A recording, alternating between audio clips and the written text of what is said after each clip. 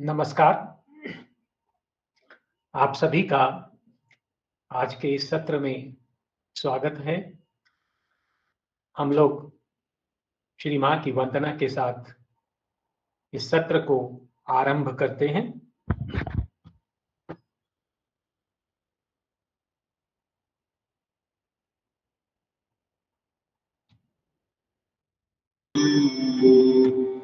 आनंदमयी चैतन्यमयी सत्यमयी परमेश्वरी। आप सभी का आज के सत्र में एक बार पुनः स्वागत है। आज हम सावित्री पर्व 10 सर्ग 4 पृष्ठ 644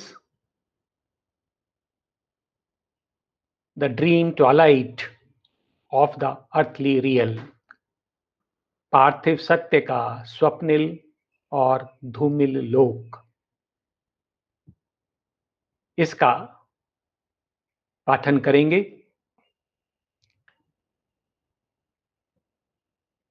जो भाव इस सर्ग में चल रहा है उसका जो मूल भाव है जो हमारे सामने अभी है वो इस प्रकार से है कि यम का प्रयास है कि किसी प्रकार से सावित्री अपने हठ से विड्रॉ करके लौट कर वापस धरा पर लौट जाए, और इसके लिए वो सावित्री को दो प्रकार से रोकने का प्रयास करते हैं। जैसा कि हम जानते हैं कि जो चेतना के जो उच्चतर लोक हैं वो सदा हमें अपनी ओर आकर्षित करते रहते हैं। हमारे मन में अनेक प्रकार की कल्पनाएं, आदर्श और सौंदर्य की संरचनाएं उपजती रहती हैं, अभीप्साएं उठती रहती हैं। ये हमें अपनी ओर बुलाती हैं और इन्हीं कल्पनाओं के सहारे, इन्हीं अभीप्साओं के सहारे मनुष्य ऊपर उठने का प्रयास करता है। परंतु यम क्या कर रहे हैं कि यम दो प्रकार से प्रयास कर रहे हैं। एक तो वो यह कह रहे हैं सावित्री से कि यह जो मन में उठने वाली जो आदर्श कल्पनाएं हैं वो सभी क्षणिक हैं, भ्रामक हैं, असत्य हैं, अर्थात उनका कोई अस्तित्व नहीं है। दूसरी ओर वो ये कह रहे हैं, वो तर्क का आधार लेते हैं और वो ये कहते हैं कि जिस प्रकार से जो एक शांत है उसमें अनंत नहीं समा सकता, एक क्षण में शाश्वत नहीं समा सकता, क्योंकि ये दोनों एक दूसरे के ध्रुव विरोधी हैं। इसलिए इस जगत में भगवान प्रकट नहीं हो सकते। एक प्रकार से यम कह रहे हैं कि मृत्यु और अमरता एक दूसरे के विरोधी हैं और वे दोनों कभी साथ साथ नहीं रह सकते हैं। और इसलिए क्योंकि इस धरा पर मृत्यु का साम्राज्य है, इसलिए यहाँ पर अमरता, शाश्वतता अथवा भगवान यहाँ प्रकट नहीं हो सकते और इसलिए सत्यवान भी पुनर्जीवित नहीं हो सकते। ऐसा कहते हुए वो सावित्री से अनुरोध करते हैं कि वे सत्यवान को जीवित करने का अपना हठ छोड़ दें और धरा पर लौट जाएं। तो ये तो मूल भाव है जो यम के जो संदेश है, उनका उपदेश है, उसका भावार्थ है।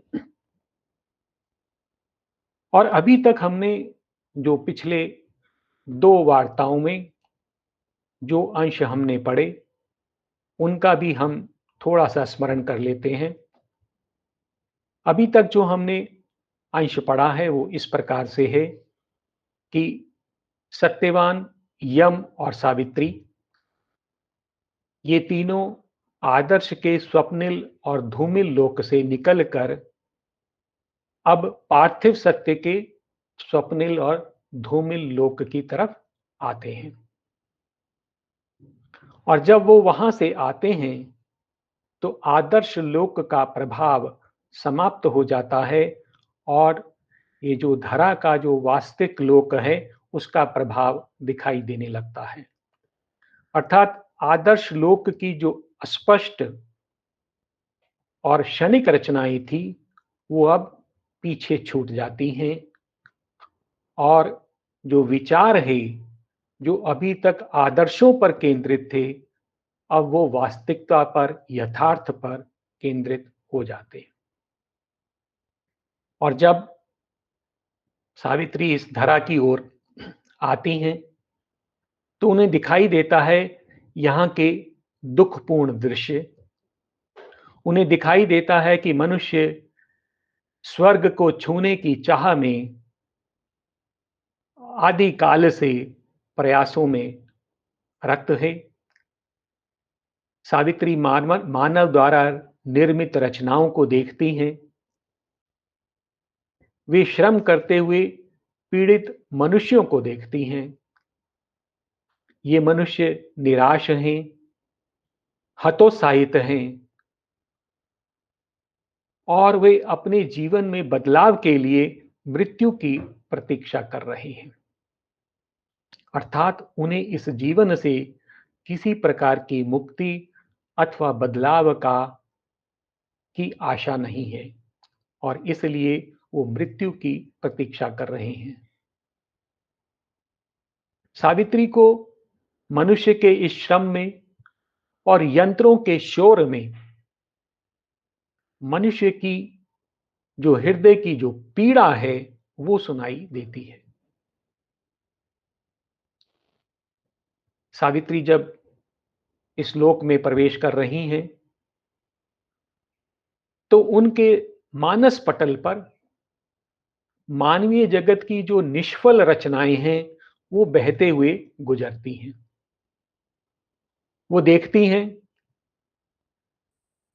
कि देवदूतों के संदेश और धर्मशास्त्र जो धूमिल हो चुके हैं, अशक्त हो चुके हैं, उनके अवशेष गुजरते हुए दिखाई देते हैं। वो देखती हैं कि यह जो अज्ञ मन है उसने जो इस जगत में रचनाएं की हैं जो शाश्वत होने का दावा करती हैं वे स्वप्नों के समान क्षणिक हैं। और इस प्रकार जब वे इस जगत में प्रवेश करती हैं तो यम इस जगत के विषय में सावित्री को कुछ और बताते हैं।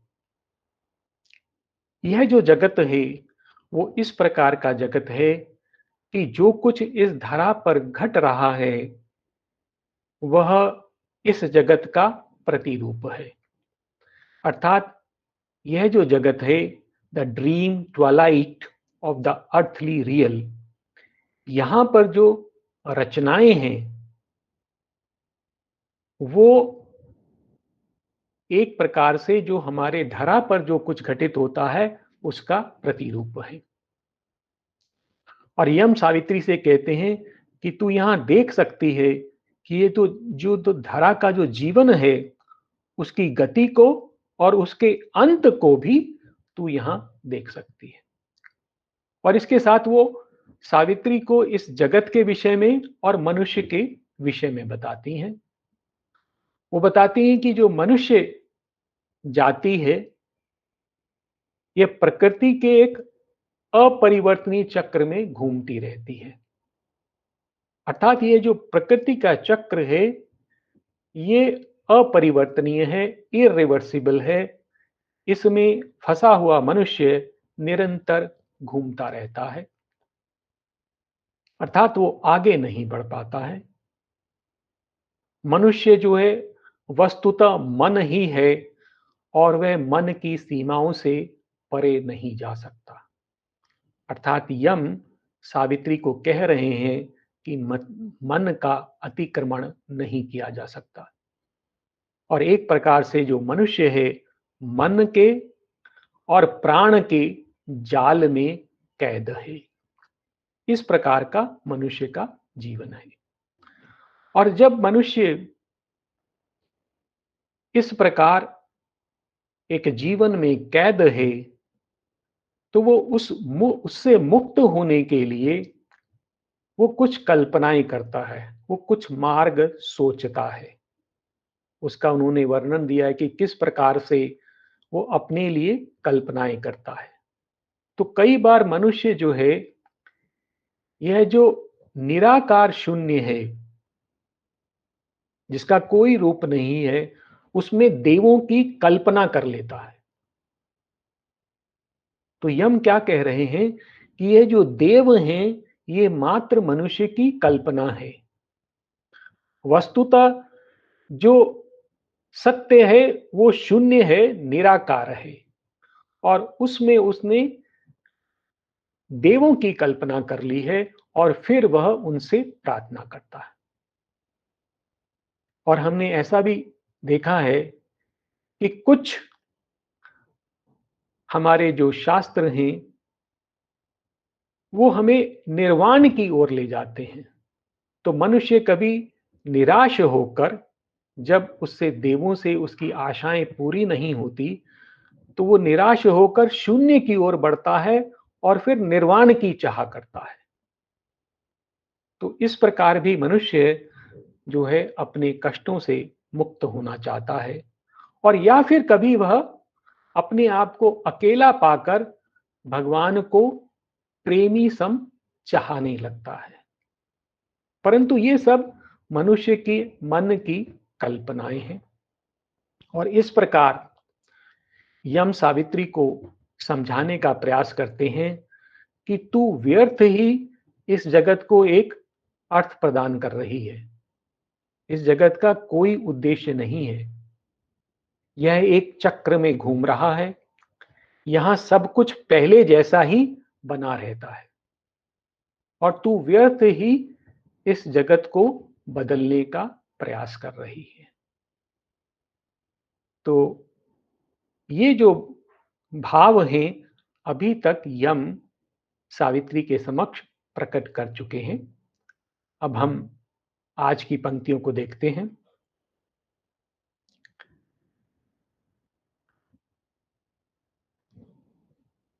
आज जो हम अंश ले रहे हैं उसमें ये जो पहला सेंटेंस हमारे सामने आया है, इसके विषय में मैं आपको बता दूं। इसकी मुख्य बात है कि यह जो सेंटेंस हमारे सामने अब आ रहा है, यह सावित्री में सबसे लंबा सेंटेंस है। ये कुल 35 लाइन्स में, पंक्तियों में लिखा गया सेंटेंस है, जिसमें 280 शब्द हैं। तो ये सावित्री का जो है अपने आप में सबसे बड़ा वाक्य है। हम इसको देखते हैं। तो इसमें यम सावित्री से क्या कह रहे हैं। इस पूरे वाक्य में हम देखेंगे कि यम प्रकृति की और मनुष्य की सभी गतियों को व्यर्थ बताते हुए सावित्री से प्रश्न करते हैं कि इन सब का उद्देश्य क्या है। और एक प्रकार से वो सावित्री को कह रहे हैं कि इनका कोई उद्देश्य नहीं है। तो हम देखें ये पंक्तियां। Look on these forms that stay a while and pass, these lives that long and strive, then are no more. तो यम सावित्री से कहते हैं कि हे सावित्री, तू इन जड़ रूपों और जीवों को देख। Look on these forms that stay a while and pass, जो कुछ समय के लिए जीते हैं और फिर नष्ट हो जाते हैं। These lives that long and strive, इन जीवों को देख जो कामना करते हैं और उनके लिए संघर्ष करते हैं। देन आर नो मोर, और फिर वे समाप्त हो जाते हैं, नष्ट हो जाते हैं। These structures that have no abiding truth, तो मनुष्य द्वारा ये जो निर्मित रचनाएं हैं, तो उनको देख, इनका कोई स्थायी सत्य नहीं है। अर्थात ये बिना किसी कारणवश प्रकट होती हैं और चली जाती हैं, इनका अपना कोई सत्य नहीं है। These structures that have no abiding truth, और इसी प्रकार the savior creeds that cannot save themselves but perish in the strangling hands of the ears, और तू इन संप्रदायों को देख, सेवियर क्रीड्स, जो मुक्ति देने की घोषणा करते हैं, जो तारणहार हैं। The saviour creeds that can not save themselves, जो अपनी ही रक्षा नहीं कर सकते और काल के हाथों में वो नष्ट हो जाते हैं। The saviour creeds that can not save themselves but perish in the strangling hands of the years.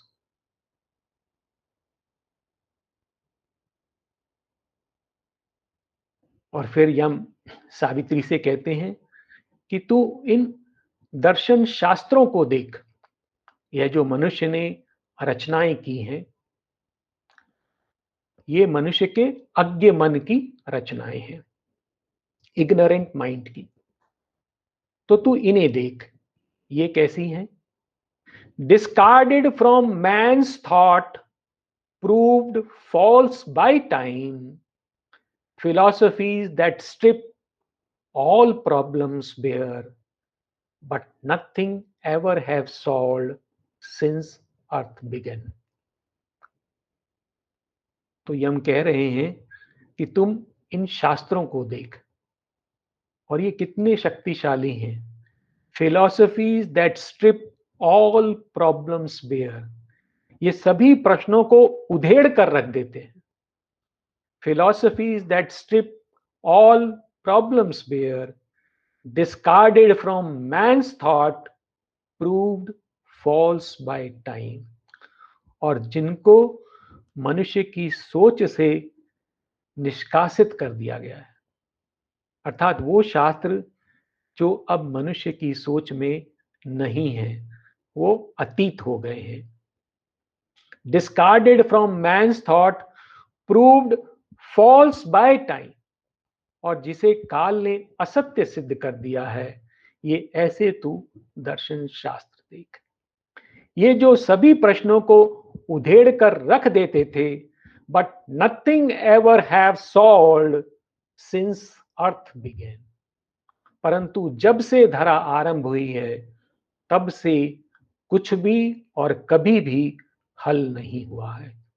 अर्थात किसी भी प्रश्न का मूल उत्तर प्राप्त नहीं होता है।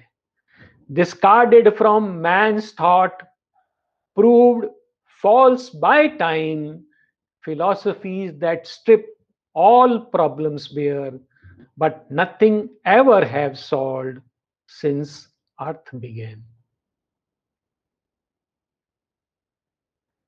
और अब यम सावित्री को जो अनेक विज्ञान की धाराएं हैं, उनके विषय में बता रहे हैं कि वो कैसी हैं।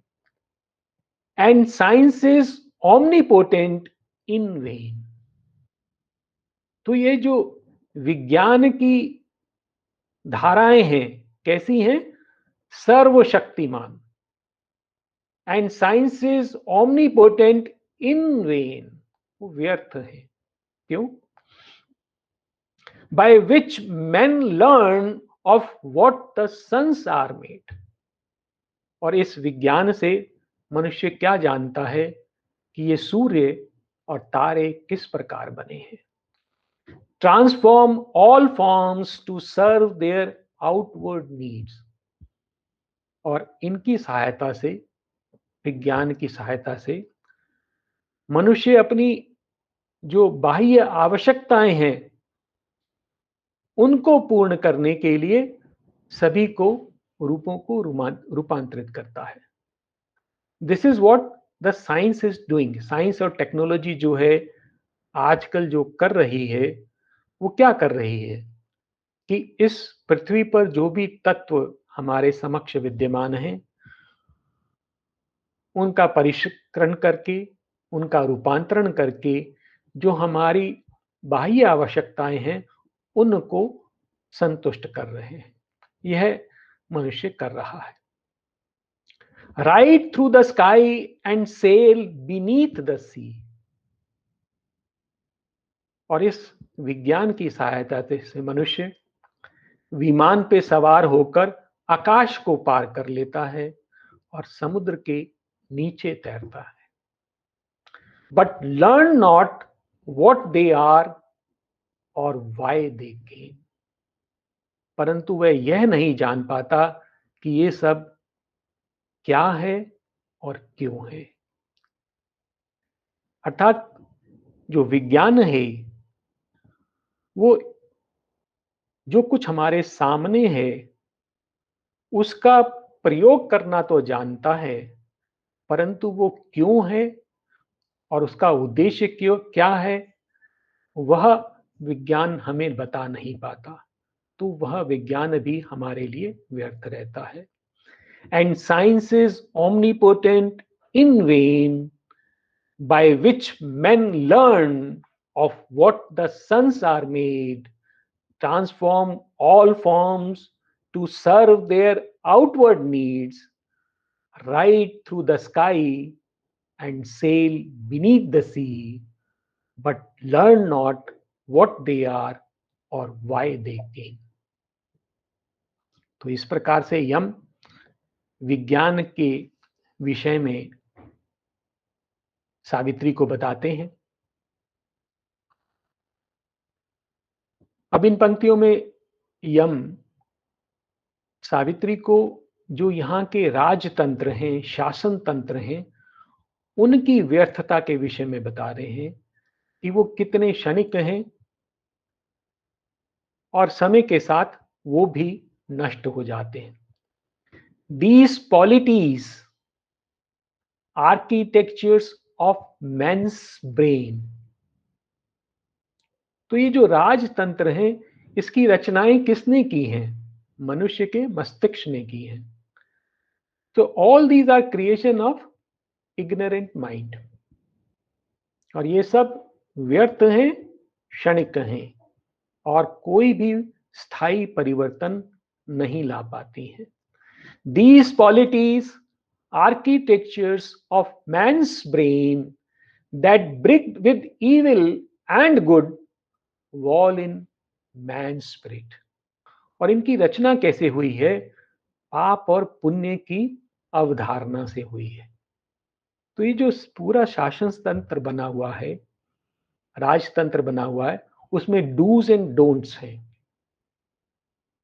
पाप और पुण्य है और उसके आधार पर यह स्ट्रक्चर बना हुआ है।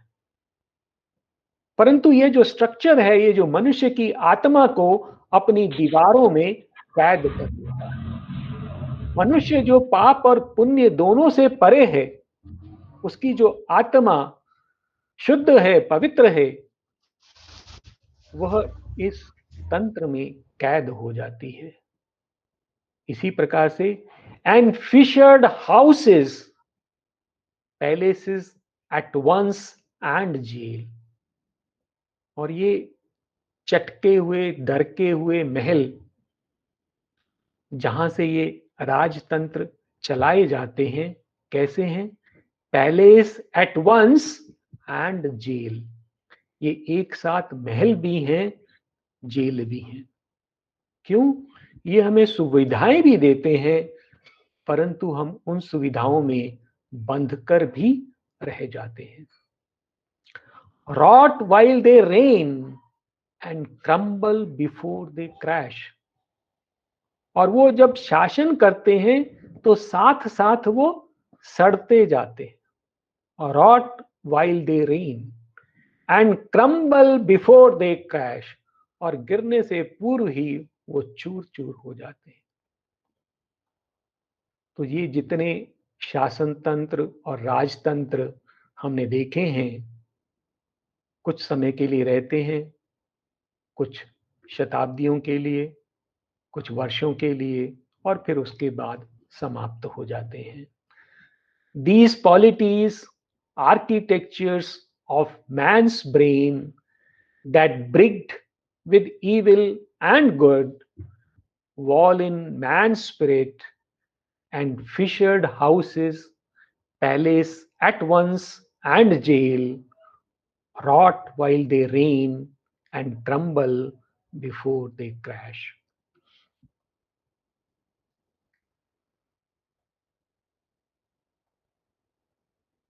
और इसके पश्चात यम सावित्री को ये जो अनेक क्रांतियां होती हैं, रिवोल्यूशंस होते हैं, उनके विषय में बताते हैं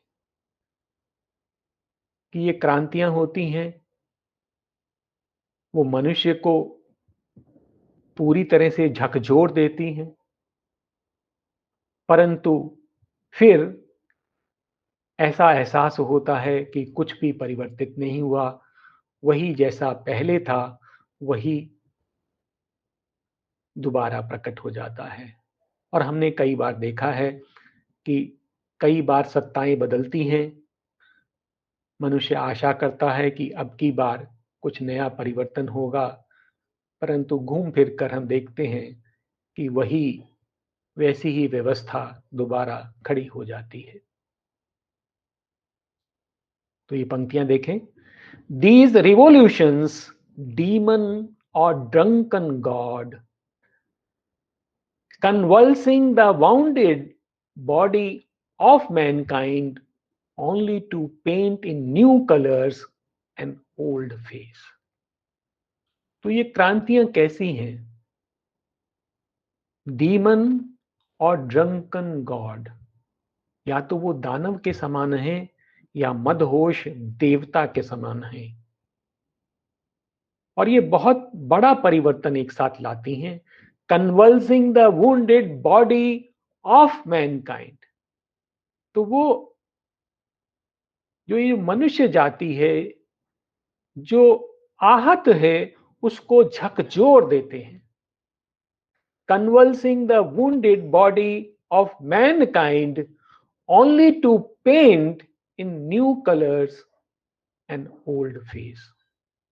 और इनका अंत क्या होता है कि केवल एक पुराने चेहरे के ऊपर नया रंग हो जाता है। अर्थात व्यवस्था वैसे ही बनी रहती है, केवल दिखाई देता है कि परिवर्तन हो गया है। These revolutions, demon or drunken god, convulsing the wounded body of mankind only to paint in new colors an old face।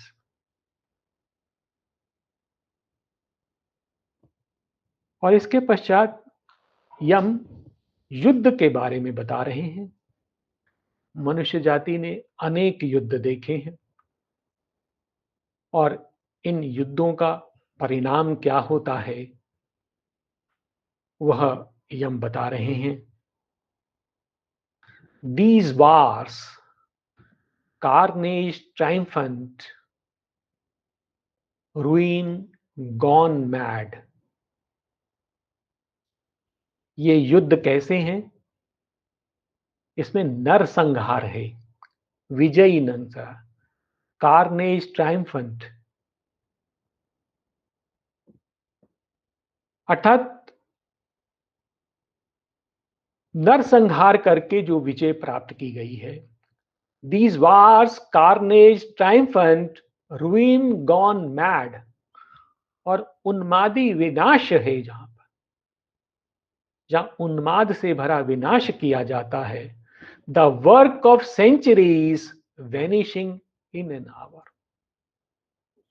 और इतना विनाश होता है कि शताब्दियों का श्रम एक घड़ी में समाप्त हो जाता है। ऐसे ये युद्ध होते हैं। These wars, carnage, triumphant, ruin gone mad, the work of centuries vanishing in an hour, the blood of the vanquished and the victor's crown, which men to be born must pay for with their pain. युद्ध के बाद क्या होता है? एक दल विजयी होता है और एक पराजय होता है। लेकिन जो उसके बाद आने वाले मनुष्य हैं, उनको जो विजयी हुआ है, जो विजेता है, उसका जो मुकुट है, उसका भी, और जो पराजय हुआ है, उसका जो खून बहा है, उसका भी दंड अपनी पीड़ा से चुकाना पड़ता है। The blood of the vanquished and the victor's crown which men to be born must pay for with their pain. तो इस प्रकार के ये युद्ध होते हैं जो एक अकथनीय जो है ऐसा विनाश लेकर आते हैं। The hero's face divine on satyr's limb, और ये कैसा होता है कि जो उसमें विजयी होता है, हीरोज फेस, वो दिव्य होता है, भव्य होता है, परंतु उसका जो आधार है ऑन सेटर्स लिम्ब, वो पशु के ऊपर खड़ा हुआ है। सेटर ये शब्द पहले भी आ चुका है, हम इसको एक बार और देख लेते हैं, इसका अर्थ क्या है। सेटर बेसिकली ग्रीक मिथ में यूज होता है, ग्रीक माइथोलॉजी में ये शब्द। जो फॉरेस्ट की डीटीज हैं, उसमें एक ऐसी डीटीज जिनका जो शरीर है इस प्रकार का है कि जिनका मुख तो मनुष्य का है, परंतु जो धड़ है वो एक बकरी के समान है, गोट के समान है। और ये जो डीटीज हैं, ये जो फिजिकल प्लेजर्स में बहुत एंजॉय करती हैं। तो यहां पर वो क्या कह रहे हैं? The hero's face divine on satyr's limb, यद्यपि उसका जो फेस है, मुख है, वो एक विजयी का है, परंतु उसका जो आधार है वो पशु का है। तो यह जो युद्ध है, यह जो हमारे सामने विजय लेके आया है, जो परिवर्तन लेके आया है, उसका जो आधार है वो पशुता है, विनाश है। The hero's face divine on satyr's limb, the demon's grandeur mixed with the demigod's, और इसमें मिश्रण है। इसमें यदि देव का, विजेता का वैभव है, तो वो असुर के वैभव से मिला हुआ है, अर्थात विनाश भी उसमें मिला हुआ है। The glory and the beasthood and the shame, तो यह जो वॉर है, युद्ध है, कैसा है? The glory and the beasthood and the shame, इसमें भव्यता भी है क्योंकि इसमें मनुष्य की वीरता है, विजय है। द बीस्टहुड, पशुता है, क्योंकि उस युद्ध में जो कुछ निकृष्ट है वह सब घटित होता है, पशु के समान व्यवहार होता है, एंड द शेम, उसमें लज्जा का मिश्रण भी है। तो यह सब उस युद्ध में है। These wars, carnage triumphant, ruin gone mad, the work of centuries vanishing in an hour, the blood of the vanquished and the victor's crown, which men to be born must pay, for with their pain the hero's face divine on satyr's limbs, the demon's grandeur mixed with the demigods, the glory and the beasthood and the shame. तो ये यम सावित्री के समक्ष युद्ध का वर्णन कर रहे हैं, उसका चित्रण कर रहे हैं। और अब यम सावित्री से पूछते हैं कि इन सब का उद्देश्य क्या है। यह जो मनुष्य इतना श्रम करता है, इतना कोलाहल है, इस धरा पर इतना श्रम दिखाई देता है, इतना संघर्ष दिखाई देता है, उसका उद्देश्य क्या है? वस्तुतः वह सब क्यों है? Why is it all the labor and the din? यह श्रम क्यों है? यह कोलाहल क्यों है? The transient joys, the timeless seas of tears. सुख तो क्षणिक है, the transient joys, the timeless sea of tears, और अश्रुओं का अनंत सागर है। तो हम देखते हैं हमारे जीवन में सुख के जो क्षण हैं वो तो बहुत कम होते हैं, परंतु संघर्ष और पीड़ा एक लंबे समय तक चलती रहती है। The transient joys, the timeless sea of tears, the longing and the hoping and the cry. इच्छाएं हैं, आशाएं हैं और चीत्कार है, क्योंकि वो पूर्ण नहीं होती। The battle and the victory and the fall. युद्ध भी है, विजय भी है और पराजय भी है। The aimless journey that can never pass. और ये एक ऐसी लक्ष्यहीन यात्रा है जो कभी नहीं रुकती है। The waking toil, जब मनुष्य जागृत है तो श्रम में रत है, श्रम करता रहता है, परंतु जब वो विश्राम कर रहा होता है, निद्रा में होता है, तो भी वो अशांत होता है। The incoherent sleep, the waking toil, the incoherent sleep, song, shouts and weeping, wisdom and idle words. गीत हैं, चिल्लाना है, रोना है और प्रज्ञापूर्ण और व्यर्थ शब्द हैं। The laughter of men, the irony of the gods. मनुष्यों का हास्य है, देवों का व्यंग है। पर यह सब क्यों है?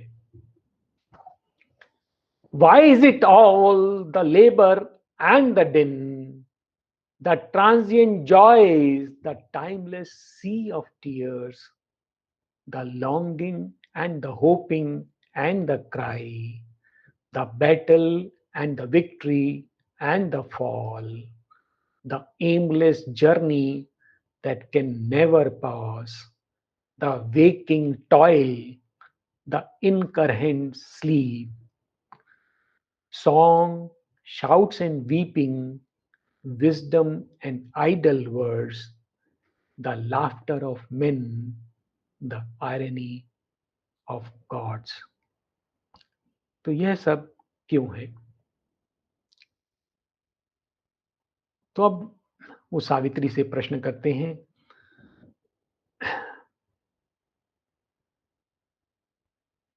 Where leads the march, whither the pilgrimage?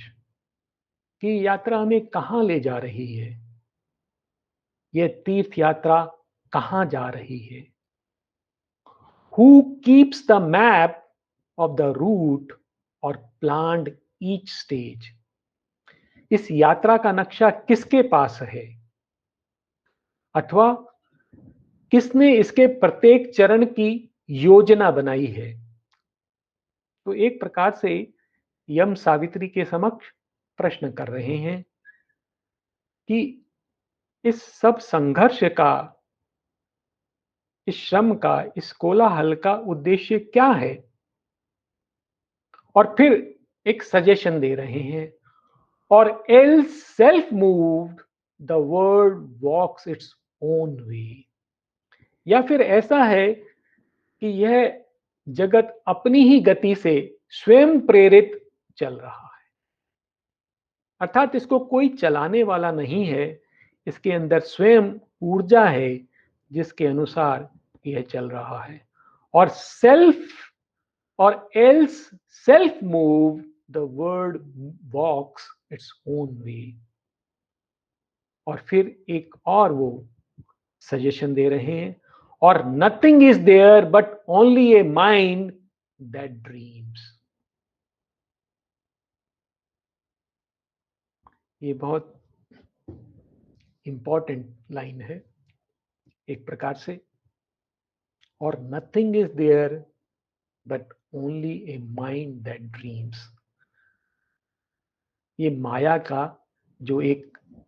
का जो प्रचलित अर्थ है उसकी ओर इशारा कर रहा है कि यह सब कुछ है ही नहीं, जो कुछ चल रहा है वो केवल मन में है और एक स्वप्न के समान चल रहा है।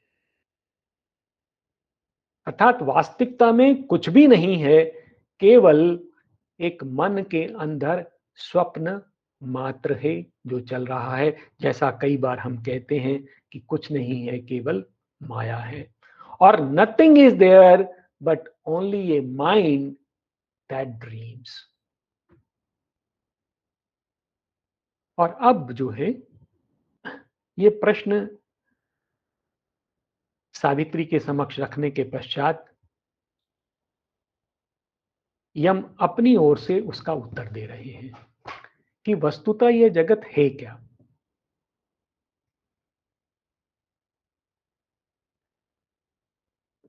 तो वो कह रहे हैं, जो अभी पंक्तियां आएंगी उनका भाव इस प्रकार से है कि ये जो जगत है मन के द्वारा, मन के लिए और मन में खेला गया एक खेल मात्र है। अर्थात जो कुछ हो रहा है वो केवल मन में हो रहा है।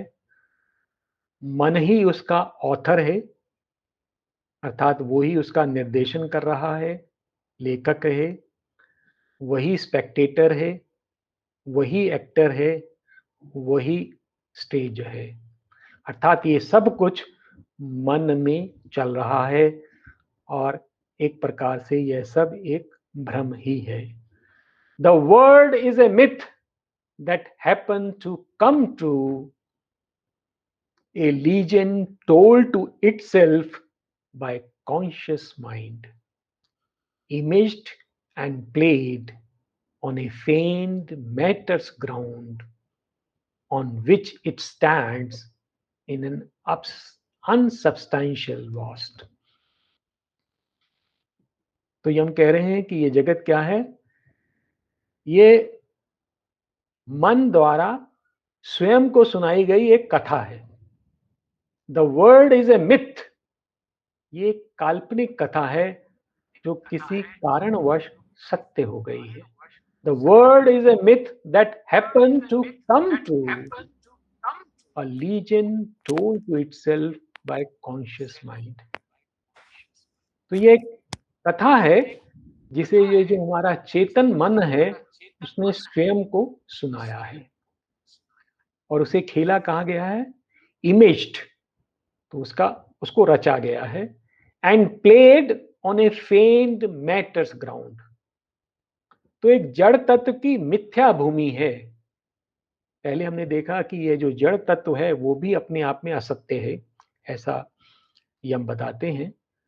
तो played on a faint matter's ground, on which it stands in an unsubstantial vast. तो एक विस्तार है जो तत्वहीन है, एक शून्य है। उसमें ये जड़ तत्व की मिथ्या भूमि है, जो अपने आप में सत्य नहीं है। उस पर यह रचा गया खेल है और खेला गया खेल है। तो यह जो है इस जगत का रूप है। The world is a myth that happen to come true, a legend told to itself by conscious mind, imaged and played on a faint matter's ground, on which it stands in an unsubstantial vast. और फिर यम कहते हैं, mind is the author, Spectator, actor, stage. मन ही लेखक है जिसने ये कथा लिखी है। स्पेक्टेटर दर्शक है, मन ही सचेतन है जो इसे देख रहा है। एक्टर है, अभिनेता है जो इसमें कार्य कर रहा है। स्टेज, रंगमंच भी उसी का बनाया हुआ है। Mind is the author, Spectator, actor, stage. Mind only is and what it thinks is seen. कहते हैं केवल मन ही है और जो यह सोचता है वही दिखाई देता है। अर्थात मन के अतिरिक्त और कुछ नहीं है। यह सब कुछ, ये जो जगत है, पूर्णतः मन के अंदर घटित हो रहा है। Mind only is and what it thinks is seen.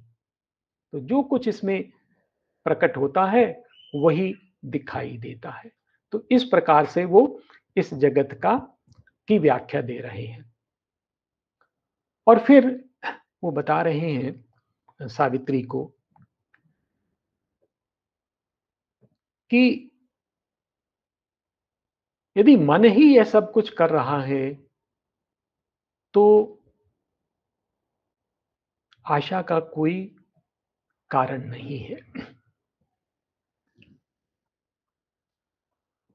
If mind is all, renounce the hope of bliss. If mind is all, renounce the hope of truth. तो पहले तो यम ने सावित्री को यह बताया कि यह सब कुछ मन का ही खेल है, और अब वो कह रहे हैं कि यदि मन ही सब कुछ है तो तू आनंद की आशा को त्याग दे। Renounce the hope of bliss. If mind is all, renounce the hope of truth. तो सत्य की आशा भी तू त्याग दे। क्यों? उसका कारण वो बताएंगे। If mind is all, renounce the hope of bliss. If mind is all, renounce the hope of truth. For mind can never touch the body of truth, and mind can never see the soul of God. क्योंकि जो मन है वो सत्य की देह को कभी स्पर्श नहीं कर सकता, अर्थात सत्य को वह छू नहीं सकता। For mind can never touch the body of truth, and mind can never see the soul of God. और वो मन भगवान की आत्मा को भी नहीं देख सकता, अर्थात भगवान को नहीं देख सकता, क्योंकि मन यह करने में असमर्थ है। Only his shadow it grabs, nor hears his laugh. वो केवल उसकी छाया को ही पकड़ पाता है, उसके हास्य को नहीं सुन सकता। As it turns from him to the vain seeming of things. क्योंकि मन भगवान से मुड़कर जो द्रव्यों का जो व्यर्थ रूप है उसकी ओर मुड़ जाता है। तो एक प्रकार से जो मन है वो भगवान को नहीं देख पाता है, वो द्रव्यों में ही लिप्त रहता है, खोया रहता है। For mind can never touch the body of truth, and mind can never see the soul of God. Only his shadow it grasps, nor hears his laugh as it turns from him to the vain seeming of things. अब एक और सत्य मन के विषय में यम हमारे सामने प्रकट कर रहे हैं कि जो मन है वो सत्य और असत्य का मिश्रण है, जिनको कभी अलग नहीं किया जा सकता। उसका बेसिक कंस्टिट्यूएंट जो है, जिस प्रकार से मन बना है, उसमें सत्य और असत्य दोनों का मिश्रण है और इनको कभी अलग नहीं किया जा सकता और इसलिए इससे कभी सत्य को पाया भी नहीं जा सकता। Mind is a tissue woven of light and shade, where right and wrong have swim their mingled parts। तो मन क्या है? एक ऐसा कपड़ा है जिसमें प्रकाश और अंधकार दोनों हैं, दोनों के मिलने से बना है। where right and wrong have swim their mingled part, जिसमें उचित और अनुचित दोनों ने अपने अंशों को मिला दिया है। तो ये एक ऐसा कपड़ा है, कपड़ा हम जानते हैं कि दो प्रकार के धागों से बना होता है, ये एक ताना और बाना। तो उसमें एक जो है प्रकाश है, एक अंधकार है, एक उचित है, एक अनुचित है। यदि हम उसमें से एक को निकाल देंगे तो दूसरा अपने आप खत्म हो जाएगा, वो कपड़ा नहीं बन सकता। तो वो एक दूसरे में गुथे हुए हैं, तो उसी से वो बना हुआ है। तो mind is a tissue woven of light and shade, where right and wrong have swim their mingled parts, or mind is nature's marriage of convenance between truth and falsehood, between joy and pain। और या फिर जो है मन जो है प्रकृति ने अपनी सुविधा के लिए एक दोनों में मिलन कराया। किसमें? बिटवीन ट्रुथ एंड फॉल्सहुड, सत्य और असत्य में, और जॉय एंड पेन, हर्ष और पीड़ा में। इन दोनों का जो मिलन है वो प्रकृति ने अपनी सुविधा के अनुसार ऐसा कराया है। और mind is nature's marriage of convenience between truth and falsehood, between joy and pain। This struggling pair no court can separate। और यह जो संघर्षरत युगल है, यह सत्य और असत्य का, प्रकाश और अंधकार का यह जो मिश्रण है, यह दोनों परस्पर संघर्ष में हैं और इनको कोई भी शक्ति, कोई भी न्यायालय इनको अलग नहीं कर सकता। अर्थात मन का जो संरचना है वो इसी प्रकार की है कि उसमें से सत्य और असत्य का मिश्रण सदा बना रहता है। This struggling pair no court can separate.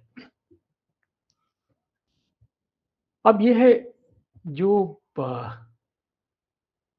मन है जो सत्य और असत्य के मिश्रण से बना हुआ है, तो इसके जो विचार हैं उसमें वह प्रकट होता है। वही चीज दिखाई देती है कि जो भी विचार मन से उत्पन्न होते हैं वो उसमें सत्य और असत्य दोनों का मिश्रण होता है। Each thought is a gold coin with bright alloy, and error and truth are its obverse and reverse। तो ये जो मन है उससे जो उत्पन्न हुए प्रत्येक विचार है वो एक स्वर्ण मुद्रा के समान है, परंतु वस्तुतः वो एक धातु का मिश्रण है। वो वस्तुतः स्वर्ण नहीं है, वो स्वर्ण प्रतीत होता है। Each thought is a gold coin with bright alloy, and error and truth are its obverse and reverse. और सत्य और असत्य इसके चित्त और पट हैं, हेड और टेल। तो जो भी विचार है उसमें सत्य और असत्य दोनों का मिश्रण सदा बना रहता है। This is the imperial mintage of the brain, end of this kind is all it's currency. और ये मस्तिष्क की जो है मन की शाही छाप है। तो मन जो भी विचार की रचना करता है उस पर यह छाप लगा देता है। This is the imperial mintage of the brain, end of this kind is all it's currency. और इसके समस्त विचार जो हैं, समस्त सिक्के जो हैं, इसी प्रकार के हैं। तो ये हम बता रहे हैं कि यह जो जगत है केवल मात्र मन की कल्पना है, और चूंकि स्वयं मन सत्य और असत्य के मिश्रण से बना हुआ है जिसको कभी अलग नहीं किया जा सकता, इसलिए ना ही सत्य की आशा है कोई, ना ही किसी आनंद की कोई आशा है। इसके साथ ही हम लोग शांति मंत्र के साथ इस सत्र को समाप्त करेंगे।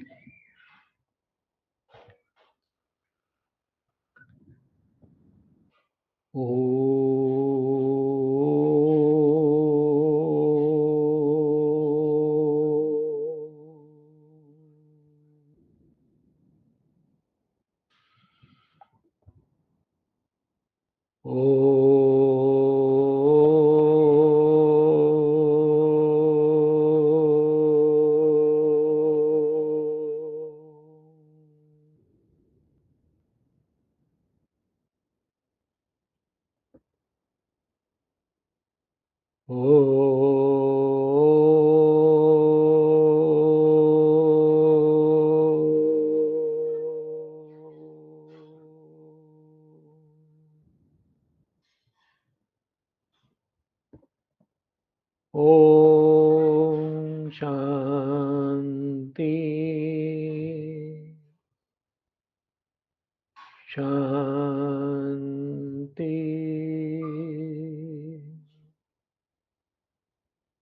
शांति।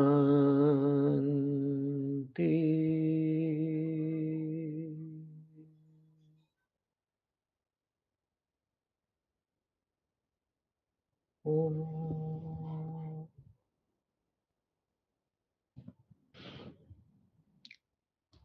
सभी को नमस्कार, धन्यवाद।